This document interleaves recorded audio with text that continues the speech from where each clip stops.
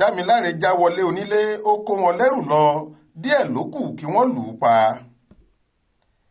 Iwájú onídàájọ́ E.O. Ìdòwú tilé-ẹjọ́ májísírèètì tó wà lágbègbè Ìṣàbọ̀ nílùú Abẹ́òkúta ìpínlẹ̀ Ògùn ni wọ́n fojú ọ̀gbẹ́ni Kọ́lájọ Damilare bá ẹ̀sùn ìwà ọ̀daràn tí àwọn òṣìṣẹ́ àjọ civil defence ìyẹn Nigeria Security and Civil Defence Corps NSCDC ẹ̀ka tìpínlẹ̀ náà fi kàn án ni pé ó lọ jí ẹrù ilé onílé bíi ẹ̀rọ amúlétutù rẹfrigirétọ̀, ẹ̀rọ tó ń gbaná sára stabilizers àti iná tó wà lẹ́gbẹ̀ẹ́ ilé security light tó jẹ́ ti ọ̀gbẹ́ni Razak Salaudeen tó ń gbé ládùúgbò Bode Olúdé lọ́jọ́rú wẹ́sídẹ̀ẹ́ ọjọ́ 15 oṣù kọkànlá ọdún 2023 yìí.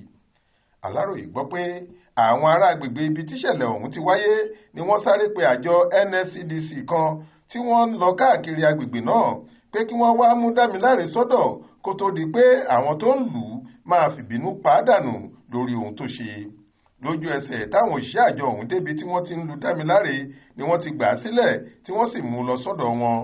Ibẹ̀ ló ti jẹ́wọ́ pé lóòótọ́ lòun jálẹ̀kùn ọ̀gbẹ́ni Salaudeen wọlé tóun sì jí àwọn ẹrù inú ilé rẹ̀ kan gbé sá lọ kó tó di pé ọwọ́ tẹ̀ òun.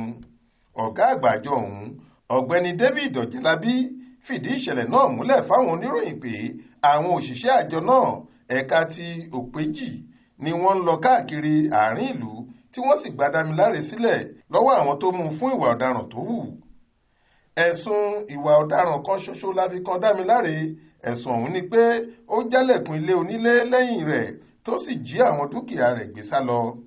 Nígbà tó máa sọ̀rọ̀ lórí ẹ̀sùn tí wọ́n fi kàn án, Damilare rawọ́ ẹ̀bẹ̀ sí adájọ́ ilé-ẹjọ́ pé kó ṣíjú àánú wo òun. Adájọ́ ilé-ẹjọ́ ọ̀hún onídàájọ́ E.O. Ìdòwú ní kí Damilare lọ ṣẹ̀wọ̀n oṣù 6 pẹ̀lú iṣẹ́ àṣekára tàbí kó san náírà 150,000 gẹ́gẹ́ bí owó ìtanràn. Adéwálé Adéoyè ló ṣàkójọ ìròyìn yìí fún iléeṣẹ́ tẹlifíṣàn Aláròyé online. Faith Adébọ́lá ló kà á sétí ìgbọ́ yín.